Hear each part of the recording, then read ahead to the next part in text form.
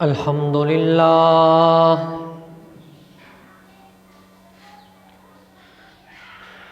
الحمد للہ وکفی والصلاة والسلام علی من لا نبی بعد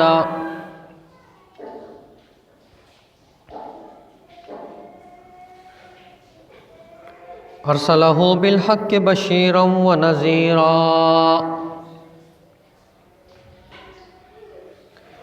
وداعیا الی اللہ بإذنہ وسراجا منیرا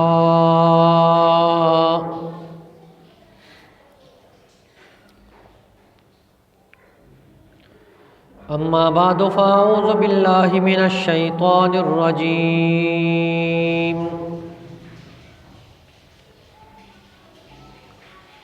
بسم اللہ الرحمن الرحیم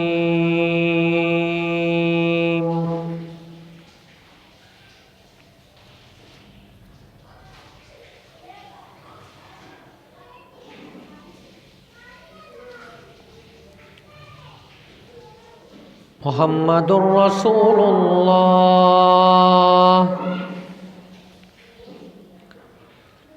والذین معہ اشداء علی الکفار رحماء بینہم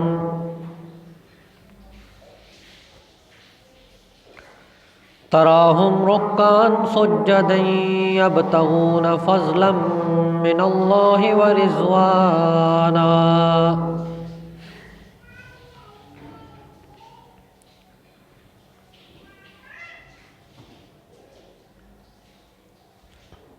وقال اللہ تبارک وتعالی فی مقام آخر یا ایہا الذین آمنوا کتب علیکم الصیام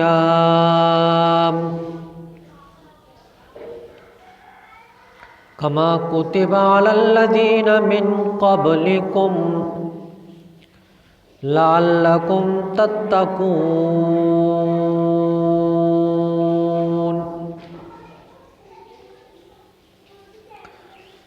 آمنت باللہ صدق اللہ العظیم وبلغنا رسولہ النبی الکریم ونحن على ذلك لمن الشاهدين والشاكرين والحمد لله رب العالمين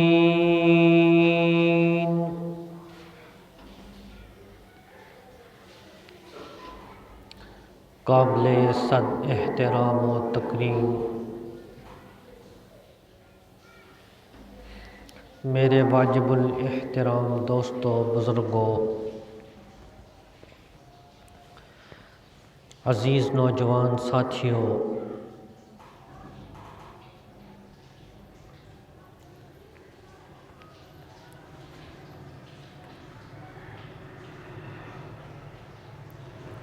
میں نے قرآن مجید اور فرقان حمید کی 2 آیات کریمہ آپ کے سامنے تلاوت کی ہے۔ دعا ہے کہ اللہ رب العزت مجھے حق اور سچ کہنے کی توفیق عطا فرمائے، سننے اور سنانے کے بعد مجھے بھی اور آپ بزرگوں کو عمل کرنے کی توفیق عطا فرمائے۔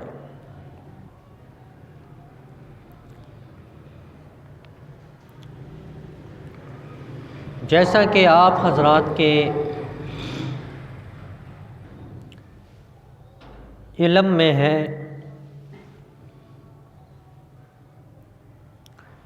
کہ کچھ دنوں کے بعد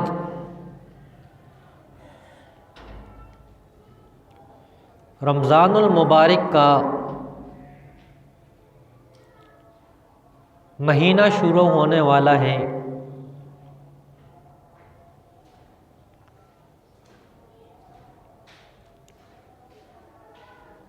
رمضان المبارک سے پہلے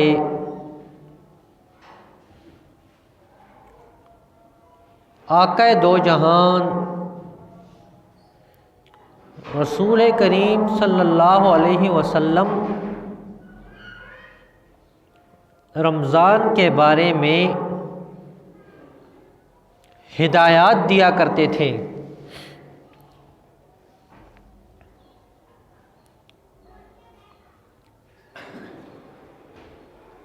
اور خود نبی کریم صلی اللہ علیہ وسلم شعبان المبارک شروع ہونے سے ہی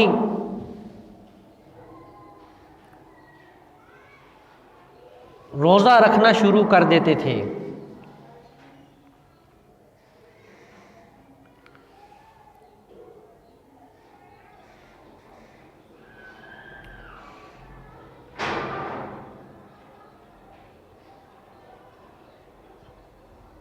اور بڑے اہتمام کے ساتھ رمضان المبارک کے برکات بیان کیا کرتے تھے۔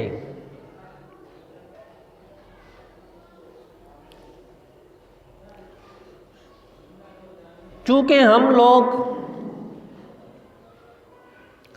بہت کمزور ہیں،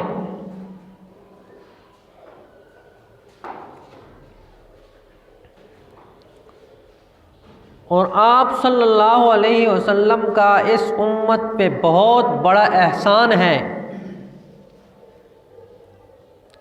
کہ رسول اللہ صلی اللہ علیہ وسلم نے ہر چیز کر کے دکھا دی ہے، اور صحابہ اکرام رضوان اللہ علیہم اجمعین نے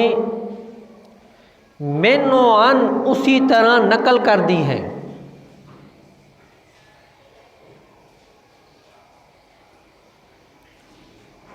آپ صلی اللہ علیہ وسلم نے فرمایا کہ کچھ دنوں کے بعد ایک مہینہ آنے والا ہے جس میں آدمی نفل پڑھے گا تو اس کا ثواب فرضوں کے برابر ہو جائے گا، سنتیں پڑھے گا فرض کے برابر ثواب، نفلیں پڑھے فرض کے برابر ثواب، اور فرض پڑھے تو 70 فرضوں کے برابر ثواب ملتا ہے۔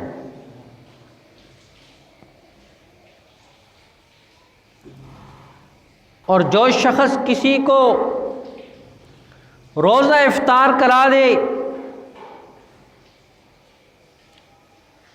تو جتنا ثواب اس روزے دار کو ملے گا اتنا ہی ثواب یہ روزہ کھلوانے والے کو ملے گا۔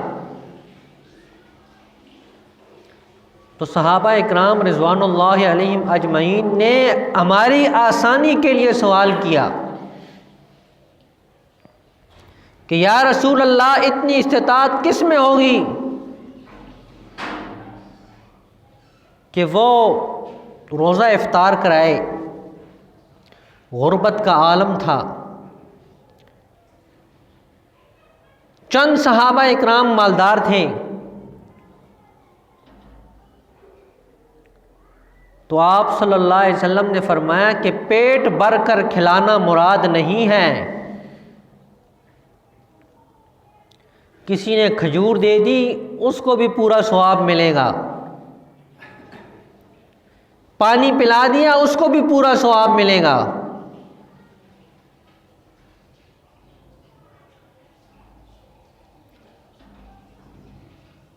اور فرمایا کہ اس رمضان المبارک میں گناہوں کی مغفرت فرما دیتے ہیں اللہ رب العزت۔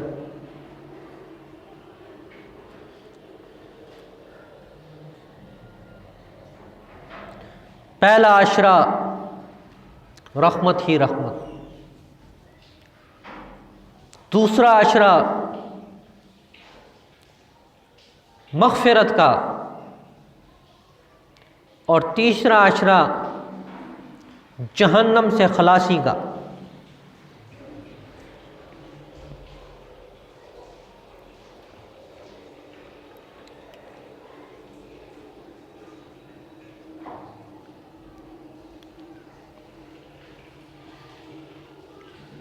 جو لوگ اہتمام کرتے ہیں تو اللہ پہلے عشرے میں ہی ان کے گناہوں کو معاف فرما دیتے ہیں۔ اگر کسی میں کچھ تھوڑا بہت کسر رہ جاتی ہے دوسرے عشرے میں مغفرت فرما دیتے ہیں، اور پھر بھی اگر کچھ کمی کوتاہی رہ جاتی ہے تو آخری عشرے میں اس کی مغفرت ہو جاتی ہے، اور اگر آخری عشرے میں بھی وہ ہماری طرح ہی رہتا ہے تو آخری افطاری کو اللہ تعالیٰ اس کی لازماً مغفرت فرما دیتے ہیں، جہنم سے آزاد فرما دیتے ہیں۔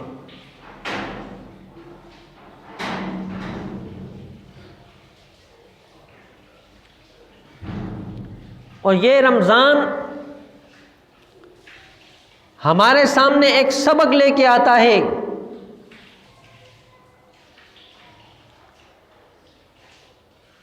ہماری 24 گھنٹے کی زندگی ہمیں دکھاتا ہے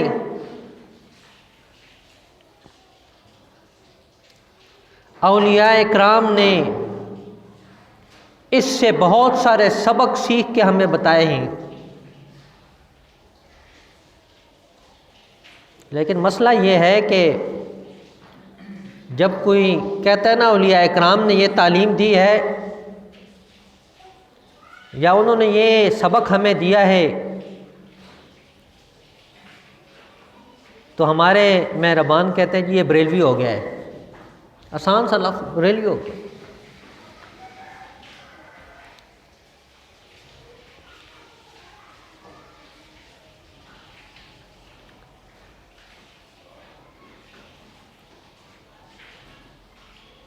شیخ الحدیث حضرت مولانا زکریا رحمۃ اللہ علیہ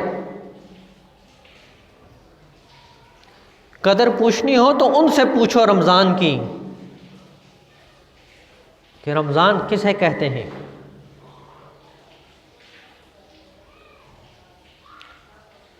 تو رمضان المبارک سے جو سبق ملتا ہے، اللہ رب العزت نے ہم پہ جو روزہ فرض کیا ہے تو اس کا نچوڑ بتایا لعلکم تتقون، کہ تم پرہیزگار بن جاؤ، متقی بن جاؤ، اللہ سے ڈرنے والے بن جاؤ۔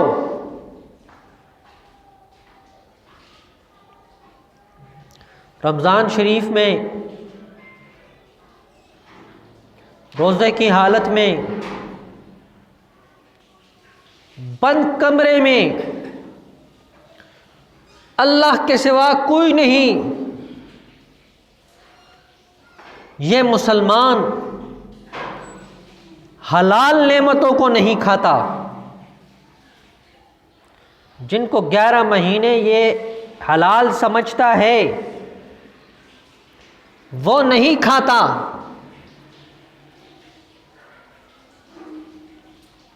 کوئی کہہ بھی سکتا ہے تجھے کون دیکھ رہا ہے، ایک لقمہ ہی کھا لو، چلو کھجور ہی کھا لو، کون دیکھ رہا ہے تمہیں، لیکن وہ ہاتھ نہیں لگاتا۔ تو اس سے سبق ملتا ہے کہ جس طرح تم رمضان المبارک میں ایک مخصوص وقت میں اللہ کے حکم سے تم حلال چیزیں نہیں کھاتے، تو اس اللہ کا حکم ہے کہ ان اوقات کے علاوہ اپنے آپ کو حرام اور ناجائز چیزوں سے بھی اپنے آپ کو بچا لیں۔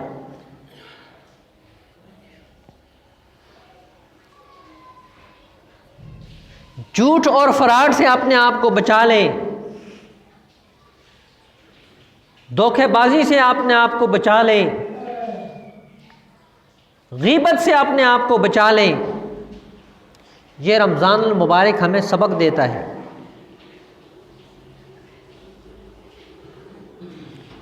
اور غیبت کتنا بڑا گناہ ہے،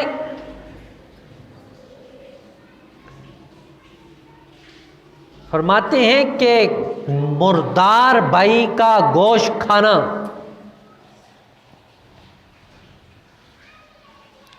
مرا ہوا بھائی پڑا ہو اور اس کا گوشت کھانا اتنا برا نہیں جتنا کسی کی غیبت کرنا برا ہے۔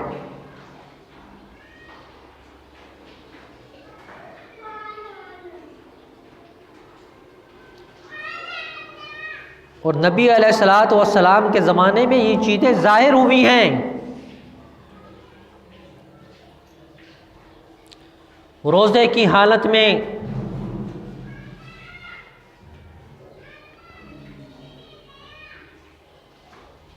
ایک شخص نے یا ایک عورت نے غیبت کی تو شام کے وقت اب قریب ہے روزے کھولنے کا وقت، لیکن ان کی حالت غیر ہو گئی۔ نبی علیہ الصلوۃ والسلام کے پاس جب لایا گیا تو آپ نے پیالہ قریب کیا، اس میں کیا کرو، صبح سے بھوکی، کچھ بھی نہیں کھایا، مغرب سے کچھ وقت پہلے یہ واقعہ پیش آ رہا ہے جب اس نے قے کی تو کچا گوشت نکلا۔ وہ حیران ہوئے کہ یہ کیا ہے، ہم نے تو کچھ کھایا بھی نہیں۔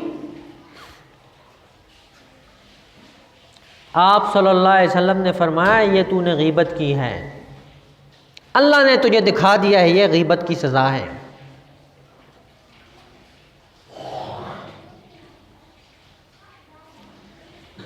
ہمارا مسلمان بھائی کیا کہتا ہے، تو یہ کام ہے نا اس میں، اسی لیے تو کہہ رہا ہوں۔ اور بھائی جو کام اس میں ہوتا ہے اسی کو کہنا غیبت ہے، اور اگر اس میں جو نقص نہ ہو اس کو بیان کرے وہ تو بہتان ہے، اور بہتان کی سزا اس سے بھی زیادہ ہے۔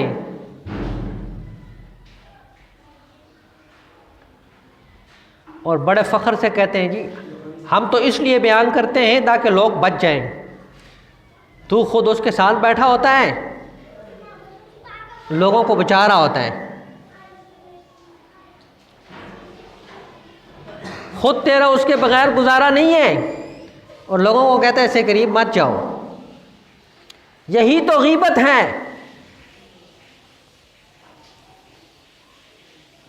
اور یہی منافقت ہے۔ منافق کیا کرتے تھے، وَإِذَا لَقُوا الَّذِينَ آمَنُوا قَالُوا آمَنَّا، جب صحابہ اکرام رضوان اللہ علیہم اجمعین کے ساتھ ملتے تھے تو کہتے تھے ہم تو ایمان والے ہیں، تمہارے بھائی ہیں، تمہارے ساتھی ہیں، دیکھو ہم تمہارے پاس بیٹھتے ہیں، تمہارے ساتھ رہتے ہیں، تمہاری باتیں سنتے ہیں، نماز تمہارے ساتھ پڑھتے ہیں۔ وَإِذَا خَلَوْا إِلَىٰ شَيَاطِينِهِمْ، اللہ نے بھی لفظ بڑا عجیب چنا ہے،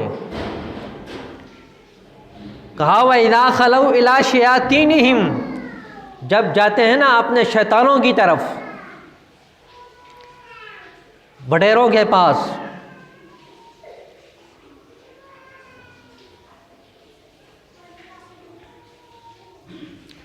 تو کہتے قالوا انا معکم، ہم تو تمہارے ساتھ ہیں، انما نحن مستہزئون، ہم تو ان کے ساتھ ہنسی اور مذاق کر رہے تھے، کہ ادھر جا کے کچھ اور ادھر کچھ اور۔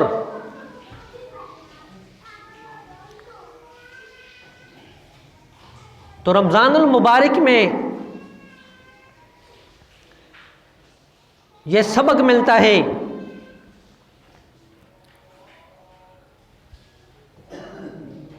کہ حلال چیزوں کو ہم نہیں استعمال کر رہے، ایک مخصوص وقت کے لیے نمازوں کی پابندی کر رہے ہیں، 5 وقت نماز باجماعت ادا کر رہے ہیں، تو اسی طرح غیر رمضان میں ہمیں حرام چیزوں سے بچنا ہے، گناہوں کو کام سے بچنا ہے،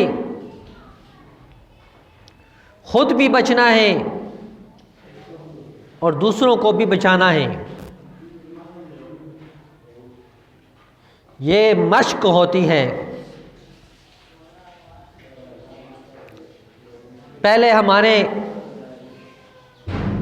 اکابرین اولیاء اکرام ایک چلہ لگوایا کرتے تھے، جتنے بھی ہمارے اکابر گزرے ہیں، بڑے بڑے اولیاء، وہ 40 دن ایک اللہ والے کے پاس بیٹھتے تھے۔ شیخ الحدیث حضرت مولانا زکریا رحمۃ اللہ علیہ یہ بھی اپنے شیخ کے پاس 40 دن رہے۔ مولانا حسین احمد مدنی رحمۃ اللہ علیہ، مولانا رشید احمد گنگوہی رحمۃ اللہ علیہ، مولانا قاسم نانوتوی رحمۃ اللہ علیہ، بے شمار نام ہیں، سب نے 40 دن اللہ والوں کے پاس گزارے ہیں۔ اس میں وہ مشق کراتے تھے،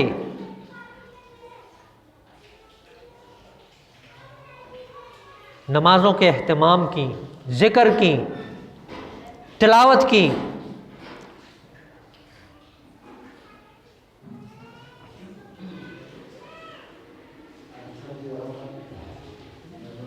اسی طرح یہ رمضان مشق ہے ہمارا، کہ رمضان میں مشق ہو جائے۔ اور بدقسمتی سے ہمارے ہاں عید کی نماز پڑھنے کے بعد پھر سال بعد پتہ چلتا ہے کہ یہ حضرت صاحب بھی محلے میں رہتے ہیں،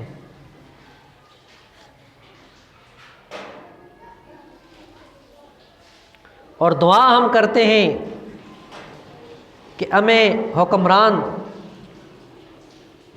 حضرت عمر رضی اللہ تعالیٰ عنہ کی طرف مل جائے۔ تو میں عرض کر رہا تھا کہ ہم نے رمضان المبارک کو اس ترتیب پہ گزارنا ہے کہ اپنے آپ کو دیکھنا ہے کہ ہمارے اندر کیا کیا چیزیں ہیں جس کو ہم نے ختم کرنی ہے۔ جب 30 دن یہ مشق ہو جائے گی، اس کے بعد جب ہم نکلیں گے باہر رمضان المبارک کے بعد، آپ کو اس کی چاشنی نظر آئے گی۔ دعا ہے کہ اللہ رب العزت مجھے بھی اور آپ کو بھی عمل کرنے کی توفیق عطا فرمائے۔ وما علینا الا البلاغ۔